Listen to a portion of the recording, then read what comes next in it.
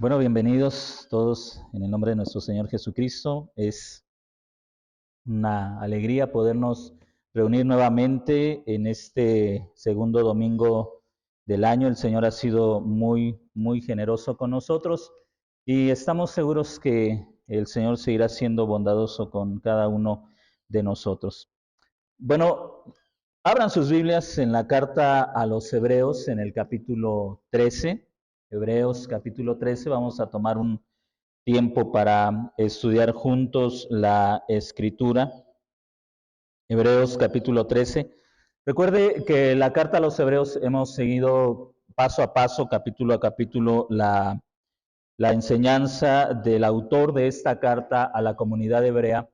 Y hemos aprendido algunas cosas importantes, algunas hemos visto que realmente son muy difíciles de entender, sobre todo por la distancia que hay entre nosotros y los receptores de esta carta, entre las costumbres de ellos y nuestras costumbres, y entre el antiguo pacto y el nuevo pacto.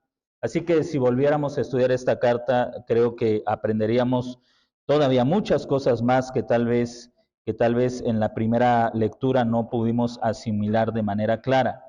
Quiero que ustedes noten que por regla o de manera general, los autores de las diferentes cartas, como Pablo, Pedro, Santiago, a excepción de las pastorales que escribió el apóstol Pablo, incluida la carta a los Hebreos, el libro propio de Apocalipsis, cada una de estas cartas está dirigida no a los pastores, está dirigida a las iglesias. Y eso nos recuerda, hermanos, que la responsabilidad que la iglesia tiene ante la enseñanza de la palabra del Señor. Hoy estamos muy acostumbrados a juzgar el trabajo de un pastor por la actitud de un congregante. Tal vez si algún congregante está en pecado, practicando algún pecado claro, adulterio, embriaguez, y otro miembro o algún miembro de otra iglesia ve a ese congregante, muchas veces las críticas son como esas: que tu pastor no te dice nada, o que el pastor no está haciendo nada, ya te debió haber disciplinado, ya te debió haber expulsado de la iglesia. Y en la actualidad estamos acostumbrados le repito, a juzgar el trabajo de un pastor por la conducta o por la actitud, la conducta y la actitud a veces de los congregantes de la iglesia. Pero cuando usted lee las Escrituras, se va a dar cuenta que, por ejemplo, cuando Pablo critica la condición de la iglesia de Corinto, que era una iglesia con muchos dones, con muchas virtudes, pero también con muchos defectos, se habla poco o se refiere muy pocas veces a los pastores, a los maestros de la iglesia. Solamente las pastorales, Timoteo y Tito, están exclusivamente dirigidas, y de hecho ni Timoteo ni Tito eran pastores de ninguna iglesia local. A ellos se les consideraba algo así como un tipo de evangelistas, pero ellos no estaban a cargo de iglesias específicas, sino eran supervisores generales de las iglesias. Entonces, la carta a los Hebreos sigue en esa misma línea, exhortaciones constantes hacia la congregación, hacia los miembros de la iglesia.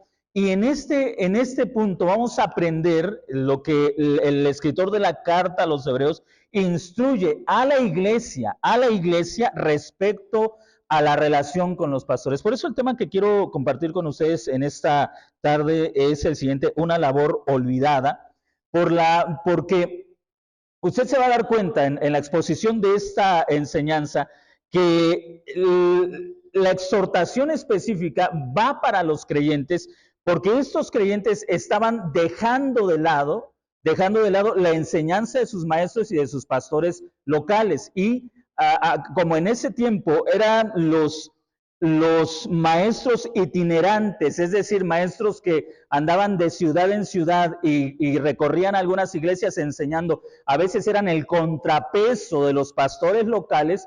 Hoy el trabajo pastoral tiene, creo, también mucho más contrapeso. ¿Por qué? Porque nos enfrentamos en algunas ocasiones a la influencia de los pastores de redes sociales, de pastores que tienen mucha popularidad, que son muy influyentes, pero que a veces para muchos creyentes es más fácil seguir a un pastor en la red que al pastor local o seguir la enseñanza. También nos enfrentamos a veces a la influencia de buenos escritores y muchas personas piensan que al leer un libro están siguiendo la enseñanza, aunque olvidan cuál es el concepto de iglesia local.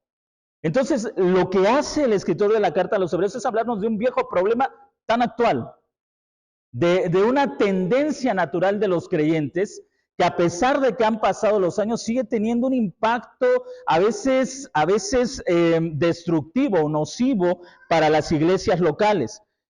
Hebreos capítulo 13, versículo 7, después de que ha dado una instrucción aplicando la transición del antiguo pacto al nuevo pacto, porque recuerde que el evangelio no es moralismo, no se trata de haz cosas buenas y deja de hacer cosas malas, sino de cómo el Señor Jesús, que viene a cumplir todas las profecías y todas las imágenes, los tipos del antiguo pacto se cumplen en la persona de Jesús y cómo eso viene a redundar en la formación de un pueblo que pueda servir a Dios sin ningún temor y en libertad porque Dios está con nosotros. Entonces, lo que vemos en el capítulo 13 no es moralismo, no debemos desprenderlo o separarlo de toda la instrucción sobre el sacerdocio, sobre el templo, sobre los sacrificios, es consecuencia de.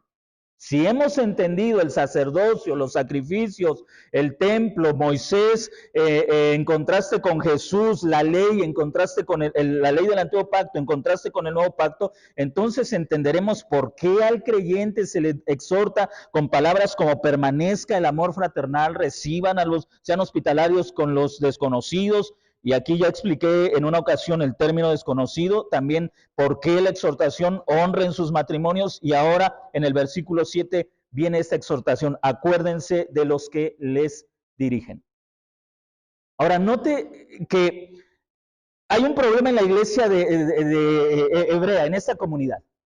Están sintiendo el fuerte impacto del judaísmo y la tentación de volver al judaísmo por la persecución, por la influencia de los maestros que estaban yendo detrás de la actividad del cristianismo, estaban yendo detrás y tratando de hacer que estos discípulos que estaban conociendo a Jesús como el que cumple todas las expectativas del antiguo pacto, iban tratando de menguar, de frenar el crecimiento del evangelio. Entonces había una influencia que estaba dañando a las iglesias que los apóstoles y otros hombres estaban estableciendo y que estaban consolidando por medio de la enseñanza, de la instrucción. Y la exhortación es muy clara, acuérdense de los que les dirigen. Primero, recuerden, la palabra recordar o acuérdate implica el esfuerzo voluntario de traer a tu mente las cosas que has aprendido. Eso tiene que ver con recordar. Esa es la responsabilidad de usted como creyente. Cuando ustedes vienen aquí y toman lugar, se sientan y escuchan la enseñanza, ustedes tienen una responsabilidad de recordar. Terminaremos la reunión, ustedes saldrán y será la responsabilidad de ustedes recordar la instrucción que se les está dando desde este púlpito. Es su responsabilidad. Recuerde que esta instrucción no está dirigida a los pastores. El escritor de la carta, si fue el apóstol Pablo, si fue algún otro autor de esta carta, él no está diciendo pastores o maestros enseñen a su iglesia, sino iglesia, recuerda la enseñanza de los que te dirigen. Ahora, el escritor es muy específico, de los que te dirigen. Le repito, vivimos en un tiempo donde en otro lugar decía, a veces me resulta fascinante ver cómo creyentes le llaman pastor, independientemente de la postura teológica de tal o cual pastor, pero me fascina ver cómo creyentes le dicen pastor, por ejemplo, a Dante Gebel, independientemente de la postura doctrinal, si está usted de acuerdo o no está de acuerdo. Pero personas que viven en México dicen, gracias Pastor Dante por la enseñanza que nos das.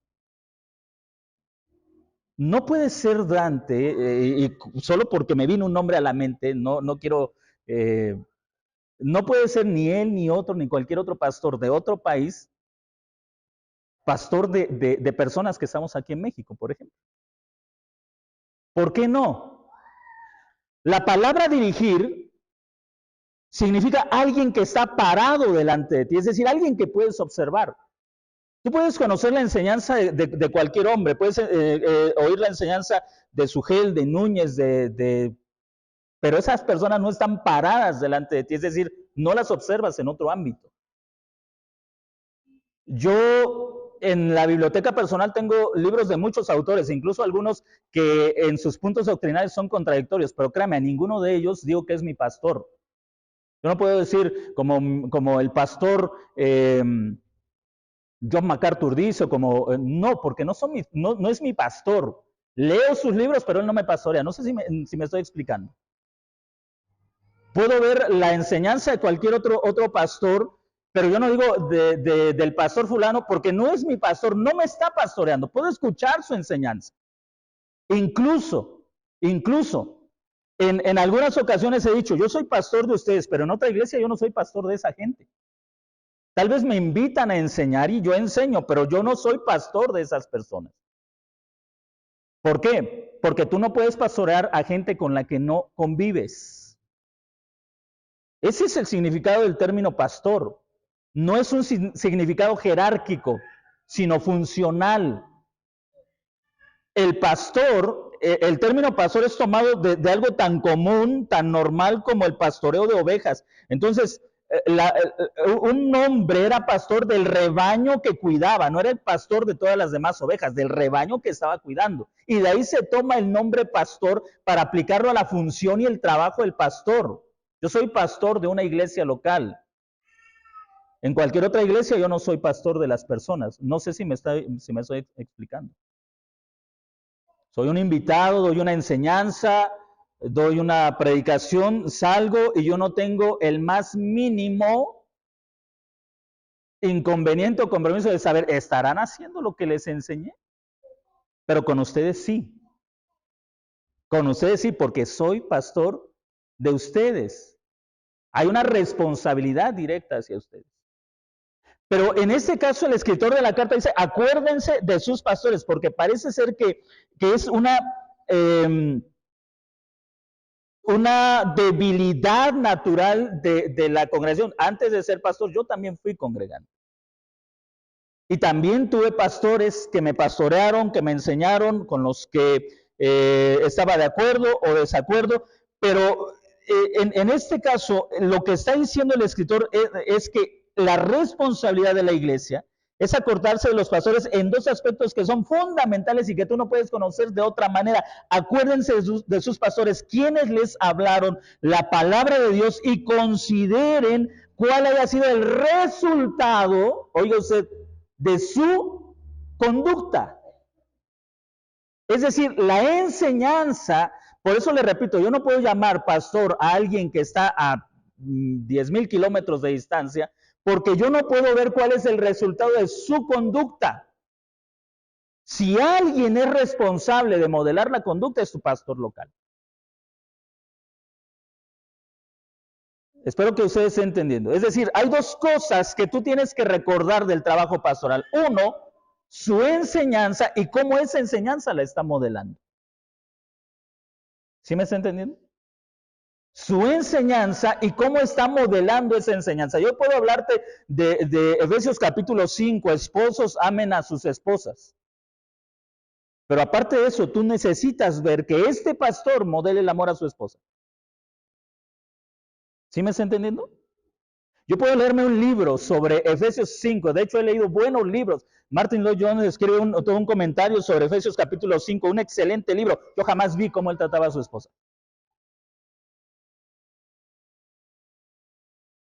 ¿Sí me está entendiendo? Jamás vi cómo trataba a su esposa. Algo para aprender, para memorizar, pero yo no digo, ¡wow! Me hubiera encantado que fuera mi pastor.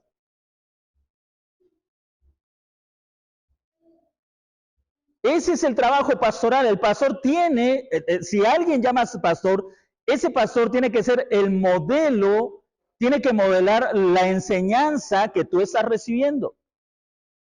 No solamente te voy a hablar sobre la instrucción de los hijos, tengo que modelar eso en la vida de mis hijos. Y eso es lo que está diciendo el escritor. Había muchos maestros itinerantes que estaban mermando la firmeza de la iglesia. Muchos, como otro problema que surgió en la iglesia de Corinto y que da origen precisamente a la primera carta a los Corintios, donde el apóstol Pablo reprende a la iglesia porque unos decían, yo soy de Pablo, yo soy de Apolo, yo soy de Cefas, y eso estaba mermando la iglesia. Pero todos esos maestros eran itinerantes. Pablo no pastoreó directamente la iglesia de Corinto. ¿Había estado en alguna ocasión ahí? Sí, pero él no la pastoreó directamente. Pero Pablo les dice, ustedes le dice en la instrucción a la iglesia de Corinto que ellos deberían aprender a vivir esa vida en localidad, a seguir la instrucción de sus pastores locales. Entonces, esa parece ser la debilidad de la iglesia de todos los tiempos, y mucho más ahora que estamos expuestos a tanta influencia, tantos libros, y quiero regresar a eso, tú puedes leerte un libro, cualquier libro, y tal vez te lo aprendas de memoria, pero una cosa es saber doctrina y otra cosa es modelar la doctrina, que son dos cosas muy distintas. Una cosa es aprender de memoria conceptos doctrinales y otra muy distinta es modelar esa doctrina. Y ese es el trabajo pastoral, modelar la doctrina. Por eso es que en los requisitos para el pastorado, para el ancianato o para el obispado, usted va a leer cosas como que sea marido de una sola mujer, que tenga a sus hijos en sujeción. ¿Por qué? Porque lo más importante no es aprender de memoria la doctrina, lo más importante es modelar esa doctrina. O más bien no lo más importante, sino más bien son dos aspectos que son esenciales, que son necesarios. Aprendes doctrina, modelas doctrina. Aprendes doctrina, modelas doctrina. En nuestros tiempos tenemos la tendencia a ir a un extremo. O nos vamos al extremo del intelectualismo o nos vamos al extremo de la vida sin fundamento. Pero el pastor debe ser un equilibrio entre ambos. Debe saber lo que enseña, pero debe modelar lo que está enseñando. Regresando a nuestro texto, el escritor de la carta le recuerda entonces cuál es la importancia. Tú no vas a aprender la conducta. Mire lo que dice en la última parte del versículo 7. Cuál sea el resultado de su conducta e imitad su fe o su confianza. Imiten. Y regreso al mismo punto. Tú puedes seguir a un pastor, puedes leerte los libros que quieras, pero tú nunca vas a imitar la vida de esas personas. ¿Por qué? Porque no las conoces. No las conoces. Imitas, los que somos padres y sobre todo quienes tienen hijos pequeños. Ahora, no cabe duda que como abuelos vemos de manera diferente a los niños, ¿verdad? Me encanta ver a Yusef, el hijo de mi hijo, cómo le regalaron ahí una guitarrita y cómo la agarra, la sabe agarrar correctamente. Ahora, no es que el niño sea un genio, simplemente está imitando lo que su papá hace. Porque fuimos creados para imitar, ¿sí me está entendiendo? Si en una ocasión un hermano me platicaba de su nieto, cómo su nieto agarraba la herramienta. ¿Por qué? No es porque haya nacido con el cerebro capacitado para la mecánica, porque estaba imitando. ¿Sí me está entendiendo? Somos creados para imitar. Imitamos. ¿Pero a quiénes imitamos? A las personas con las que convivimos. Imitamos a las personas con las que tenemos convivencia, con las que tenemos cercanía. Ahora, note que aquí la responsabilidad la instrucción es hacia la iglesia. Considerad cuál haya sido el resultado de su conducta, cómo la enseñanza de estos pastores había impactado su propia vida, y luego la instrucción, e imítenlos, hagan lo que ellos hacen, imítenlos. Luego, note lo que dice en el verso 9. Ahí aparece uno de los textos más extraordinarios, verso 8, y más malentendidos, verso 8, Jesús es el mismo ayer y hoy y por los siglos. Esto no es que al autor de la carta se le hayan ido las ideas y entonces puso aquí esta frase religiosa. No, está poniendo aquí la esencia del trabajo pastoral. El trabajo del pastor no es otra, no, la tarea del pastor no es otra, sino extender hacia otras personas las enseñanzas y la vida de Jesús. Él no cambia, ni su enseñanza, ni su conducta, ni su carácter. Jesús es el mismo ayer, hoy y por los siglos. Y los pastores somos llamados a modelar el carácter inmutable de nuestro Señor Jesucristo. Desde luego, con las imperfecciones que nos acompañan. Pero mire lo que dice el verso 9. No seáis llevados por enseñanzas diversas y extrañas. ¿Esta iglesia no tenía pastor? Sí la tenía. De otra manera no se les hubiera exhortado a seguirlo. Pero dice, no sean llevados por enseñanzas diversas y extrañas. Aquí específicamente se está refiriendo al judaísmo. A ese judaísmo que estaba golpeando con mucha dureza a la iglesia cristiana, estaba lastimando no solamente mire, cuando una enseñanza que no proviene del púlpito comienza a diseminarse en la iglesia, no solamente daña la instrucción, daña las relaciones. Entonces el problema no solamente es que la instrucción es diferente, es que está dañando las relaciones. ¿Por qué? Porque entre estos creyentes que habían entendido el Evangelio, de repente había algunos que ya empezaban a hacer diferencia entre comida kosher y no kosher, entre día y día, entre ritualismos. Ya había personas que estaban regresando al judaísmo y esto estaba causando problemas en las relaciones de los creyentes. Y yo lo he recalcado y es necesario recordarlo constantemente. Una enseñanza que no proviene del púlpito va a dañar también la relación entre nosotros como creyentes. Ahora, ¿la Escritura nos está dando inmunidad a nosotros como pastores? No, porque el versículo 8 aclara que toda la enseñanza debe estar gobernada por la autoridad y el carácter de Jesucristo. Entonces, la Escritura no nos da inmunidad a nosotros como pastores, no dice todo lo que el pastor dice es infalible. No, debe estar gobernado por la autoridad y el carácter de Jesucristo. El centro de la enseñanza, de la enseñanza cristiana es Jesucristo mismo y Él no cambia. Él es el mismo ayer, hoy y por los siglos. Nuestra manera de hacer iglesia puede cambiar, pero el fundamento que es Jesucristo nunca va a cambiar. Y aquí es responsabilidad del creyente. Note lo que dice en el verso 9. No sean llevados por enseñanzas diversas. Es tu responsabilidad. Es tu responsabilidad. Aferrarte a la enseñanza de la iglesia local y es tu responsabilidad no dejarte llevar por otras enseñanzas. Yo le repito, como pastor, como maestro, leo a hombres como MacArthur, como Sproul, como Thomas Wright, como Sanders, escritores que en posturas teológicas pueden estar uno en contra del otro. Pero intento, desde mi comprensión del Evangelio, ver la validez de sus enseñanzas y sacar mejor provecho de cada uno de ellos a la luz de mi entendimiento de la palabra de Dios. Pero lo que quiero decirle es que no me caso con ninguna de sus enseñanzas. No somos macarturistas, no somos esprulistas, no somos sanderistas. Intentamos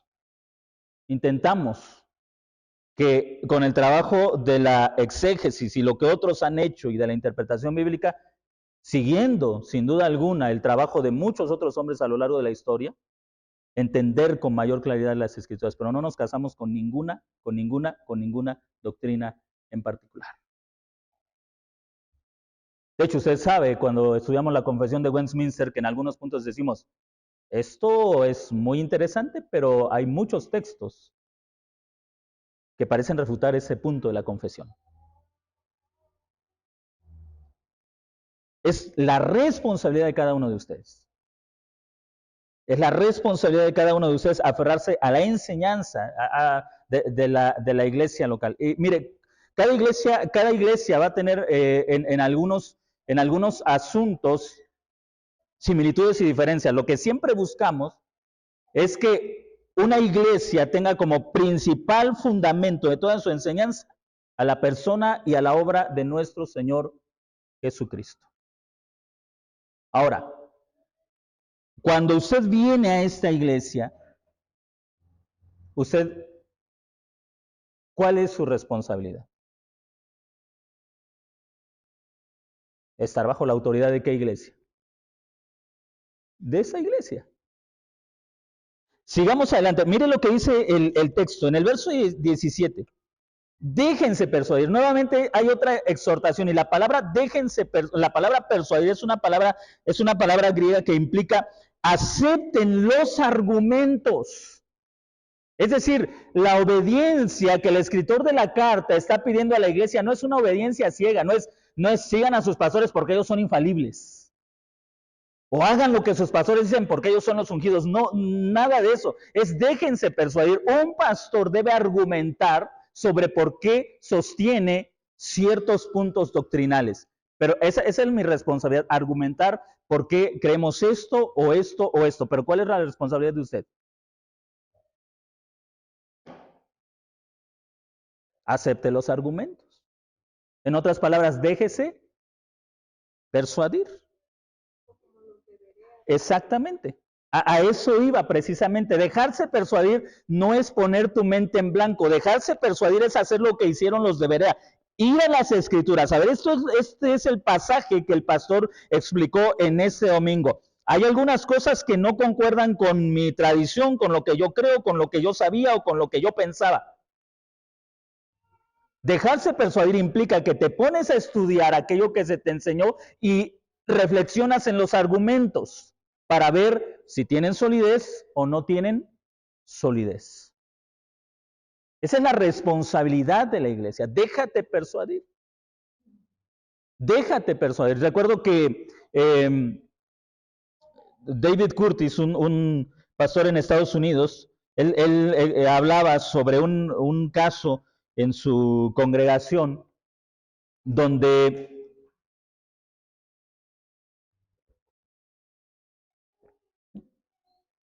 un hombre y creo que eso es el llamado de todos nosotros, un hombre que llegó a su congregación a pedir membresía, lo primero que hizo fue preguntar, pastor, ¿cuáles son los puntos doctrinales de esta iglesia?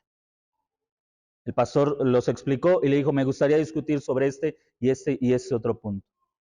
¿Qué estaba haciendo ese hermano? Buscando ser persuadido.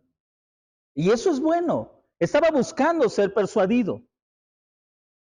Eso es bueno. ¿Por qué? Porque si en algún momento la persuasión o la argumentación de este pastor local no le convencía, su responsabilidad y su libertad era decir, bueno, buscaré alguna otra iglesia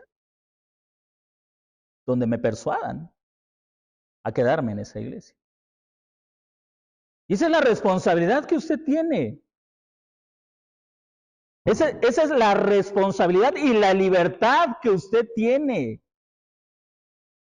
Vea usted que en estos pasajes, 3 versículos hablan sobre el trabajo pastoral, sobre el trabajo pastoral, limitaciones y responsabilidades, pero en estos pasajes se nos habla precisamente sobre la libertad que nosotros o que ustedes tienen como congregantes. Mi responsabilidad es argumentar sobre nuestras posturas doctrinales. Su responsabilidad, dejarse persuadir. Ahora, seguimos en el texto. Recuerde, dejarse persuadir no es pon tu mente en blanco y todo lo que te dice el pastor di amén y acéptalo. No, es poner toda disposición a entender los argumentos, a estudiar los argumentos, a preguntar, a incluso a cuestionar para entender algo mejor y entonces tomar una decisión. Note esto, ellos velan por vuestras almas. En muchas ocasiones hay amigos en otras iglesias, pastores que conozco, y a veces en mi oración, en algunas ocasiones digo, Señor, te pido por la iglesia fulana de tal, por el pastor, pero oro de manera general. Pero si alguien me preocupa, o si alguien ocupa mi tiempo, son ustedes. De manera personal, oro y oro recordando sus nombres y tratando de recordar las luchas o a veces alegrías por las que pasan. Y la razón por la que preparo una enseñanza cada domingo es por ustedes, hermano.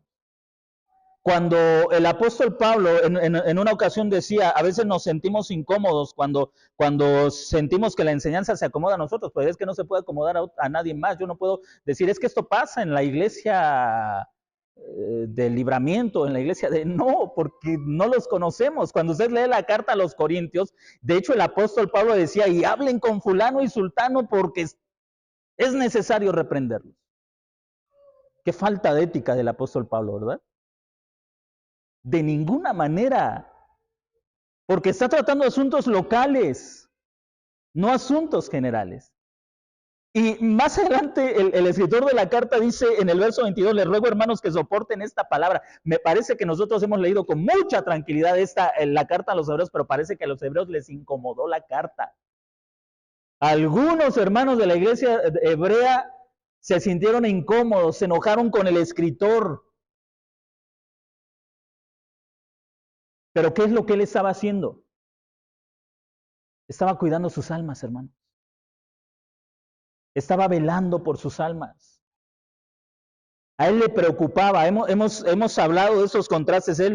Creemos que la Escritura no enseña la pérdida de la salvación, pero sí enseña que el creyente puede ponerse bajo ciertos peligros o juicios si se aparta de la enseñanza, si se aparta de la palabra de Dios. Entonces, yo como pastor no digo, bueno, por la gracia de Dios ya todos ustedes son salvos. Y como ya son salvos, como su salvación está segura, pues yo ya no me preocupo por ustedes. Sí me preocupo porque sé que muchas decisiones que ustedes van a tomar o que han tomado tienen que estar ligadas a la enseñanza, a la instrucción, no como imposición de mi parte, sino como resultado de la instrucción que han recibido de la palabra de Dios, ya sea desde el púlpito, de manera personal, cuando en algún momento nos reunimos, platicamos, hablamos de asuntos, de problemas. Mi responsabilidad es enseñarle lo mejor que puedo la palabra de Dios para que usted tome sobre la base de esa comprensión de la palabra de Dios una decisión sobre el problema, el asunto, la decisión que usted va a tomar o que está tomando o por lo que está usted atravesando y que eso le salve de problemas o de desaciertos que pueden dañar su vida, su familia y traerle dolores que son innecesarios. Ellos velan por sus almas. Ese es el trabajo del pastor, cuidar de ustedes. Preocuparnos, y no es un trabajo fácil. El apóstol Pablo en la carta a los tesalonicenses dice, ustedes hermanos han sido estrechos conmigo. Yo he abierto mi corazón, pero ustedes han sido muy estrechos conmigo. ¿A qué se refería el apóstol Pablo? Tal vez a lo que en nuestro tiempo suele suceder. A veces, en algunas ocasiones, como pastor, puedo acercarme a alguien y decirle, ¿cómo estás? ¿Y cómo respondemos? Bien, gracias a Dios. Ahí estamos siendo estrechos. Es mi trabajo. Cuando el doctor te pregunta, ¿y cómo ha estado? Él está interesado por tu salud. Si tú le dices, bien, él te va a decir, ¿qué pasa el siguiente paciente? ¿No es verdad? Porque es su trabajo cuidar de ti. Es más, le pagas para que cuide de ti. A veces pienso, hubiera estudiado medicina y no ser pastor.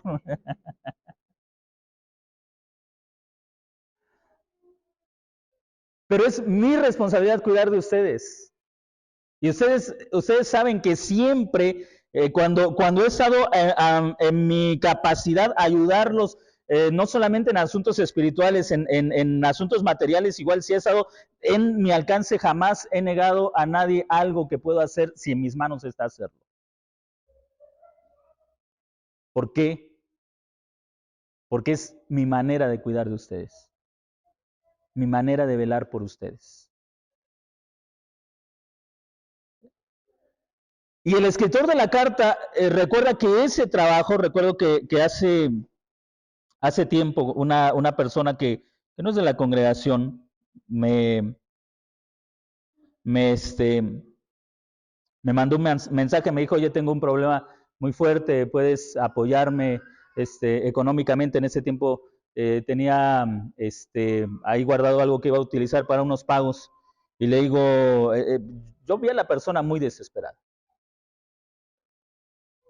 Le dije, sí, y me dice, mira, yo no puedo ir, puedes venir acá, y es que mandé un repartidor y dicen que por allá por donde vives es muy peligroso, pero de verdad necesito que me ayudes. Y fui a su trabajo. Después del tiempo que quedamos que iba a ser la devolución de lo que le presté, me decía, es que ahorita no puedo, es que ahorita no tengo. Y una vez llegué a su casa y le dije, y no era muy tarde, eran como las 10 de la noche, toqué y sale y la persona me dice, ahorita ya es muy tarde y ahorita no puedo atenderte.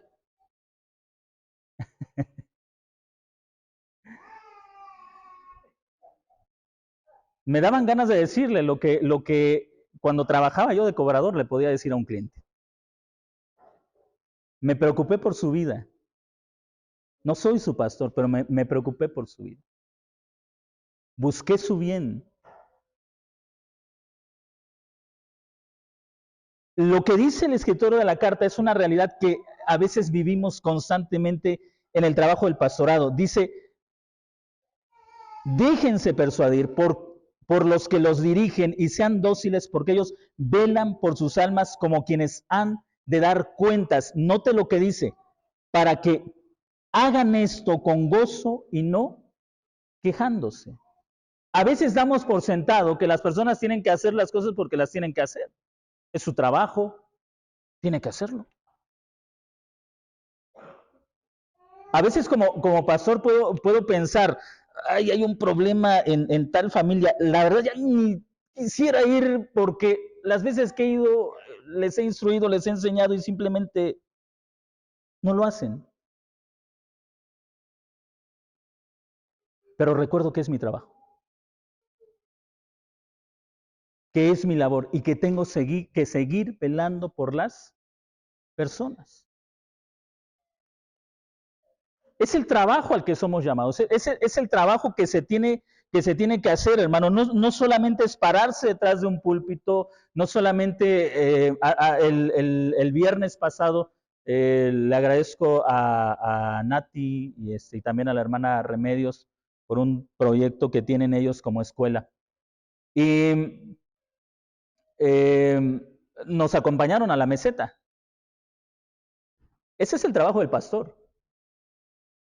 Eh, Andamos en lugares donde muy pocas personas quieren andar. Visitamos a gente que me decía un amigo pastor que estuvo trabajando allá en San Pablo, donde estamos trabajando también. Él me decía, aquí a la gente le ofreces si viene, pero le hablas del evangelio y esa es la realidad. Esa es la realidad, hermanos. Pero ese es nuestro trabajo. Ese es el trabajo de nosotros como pastores.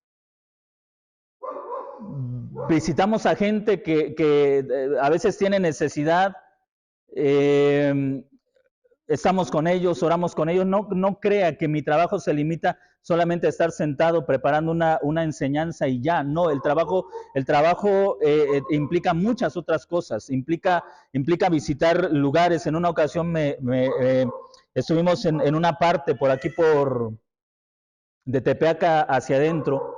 Un hermano de aquí de la congregación me acompañó y él me decía, salimos de ese lugar ya algo tarde, ya algo noche, hace unos años atrás, cuando ustedes recordarán que esos lugares eran muy peligrosos, y me decía, pastor, si es necesario venir a estas horas acá, Es el trabajo que nosotros hacemos.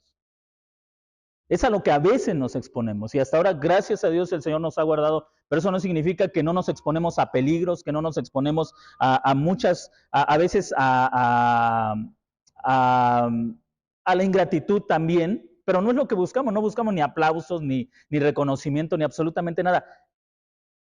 Porque tampoco lo está escribiendo, lo está buscando el escritor de esta carta. Lo que intenta es que la congregación conozca lo que implica el trabajo. Es muy fácil, le repito, sentirse seguidor de algún pastor de redes sociales, de algún pastor influyente. Es muy fácil sentirse un seguidor de ellos y admirar su enseñanza, admirar su predicación, pero le aseguro algo, ese pastor nunca se va a sentar a la mesa contigo porque ni siquiera te conoce, nunca va a orar por ti porque no te conoce. Y nunca se va a preocupar por ti porque no te conoce. No te conoce. El pastorado está limitado a los aspectos locales, a lo que se hace en el trabajo local. Y este es el llamado de la congregación, es una responsabilidad que la congregación tiene. Si usted regresa a la carta, al inicio de la carta, usted no va a encontrar, mejor dicho, que la carta esté dirigida a los pastores de la iglesia o a los pastores que pastorean a los hebreos. Usted va a encontrar que está dirigida la carta a los creyentes hebreos. Hay una responsabilidad de la iglesia. En este caso, de cada iglesia local, es nuestra responsabilidad. Cada uno de nosotros tiene esa responsabilidad como miembros de una iglesia local. Hay una responsabilidad hacia la instrucción, hacia la enseñanza, hacia el modelar. Le repito, como pastor, como maestro, como consejero, a veces he dado consejería en otras iglesias, en muchas otras iglesias, pero yo sé que mi responsabilidad no es la misma como la que tengo con ustedes, a quienes pastoreo de manera directa, de manera cercana. A ellos incluso en algún momento, a hermanos de otra congregación, a veces incluso les llego a cobrar por mi trabajo, porque sé que no tengo una responsabilidad directa hacia ellos. Pero sí la tengo hacia ustedes. Si hay una preocupación en mi corazón, son ustedes. Y si hay una responsabilidad de ustedes, es hacia el trabajo pastoral de la congregación. Y créanme que no lo hablaría si el texto no lo tocara. Ustedes saben que soy muy poco dado a hablar de esto, a menos que el texto lo toque. Y el texto lo toca. El texto habla también de esta situación. Y en mi caso, en mi experiencia pastoral, me alegra de saber que ninguna iglesia, ni siquiera las fundadas por el apóstol Pablo, fueron perfectas. Ese es el trabajo y ese es el llamado, queridos hermanos. Sigamos adelante, trabajando en los trabajos y en los proyectos que tiene esta congregación, en los proyectos que tiene esta iglesia. Cada uno de esos trabajos está pensado en ustedes. Y cada una, si usted ha escuchado en algún momento, por ejemplo, el trabajo de la radio que están haciendo las hermanas, usted va a encontrar que uno de los spots dice, este programa es patrocinado por la Iglesia Bíblica Reformada Manantiales. Así que yo no sé si todas ustedes, mujeres, aportan para que semana a semana, no semana a semana, mes a mes se pague esto, pero creemos que es un proyecto de la iglesia. Se hace para ustedes y se hace por ustedes.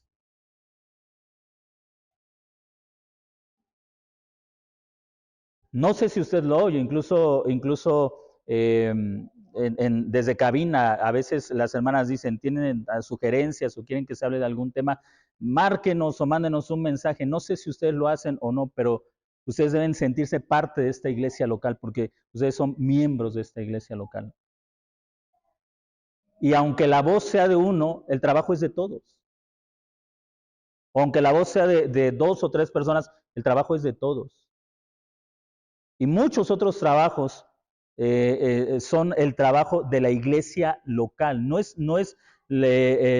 son mis ideales, ni mis sueños, ni que yo quiero ser una persona famosa y conocida. No, de hecho, si ustedes han oído el programa, las pocas veces que he estado con las hermanas en el programa, nunca me presentan como el pastor Juan Carlos, simplemente como un invitado más y ya.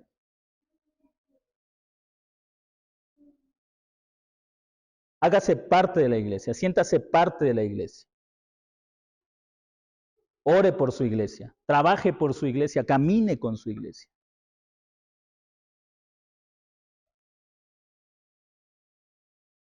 Ame a su iglesia. Y como en algunas ocasiones lo he dicho, si usted dice, hay cosas con las que no estoy de acuerdo, igual, gracias a Dios, como hay, gracias a Dios que la expresión de la iglesia es multiforme. Y como siempre lo he dicho, yo no le estoy diciendo váyase, no jamás lo he dicho. Pero esa es la libertad de cada uno de nosotros como creyentes.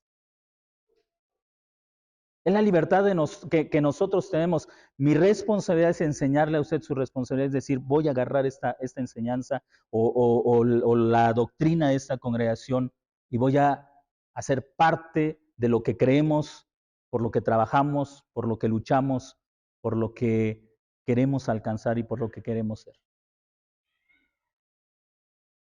¿Por qué? Porque también ustedes pueden decir, porque veo la vida del pastor y creo que su vida puede ser imitada.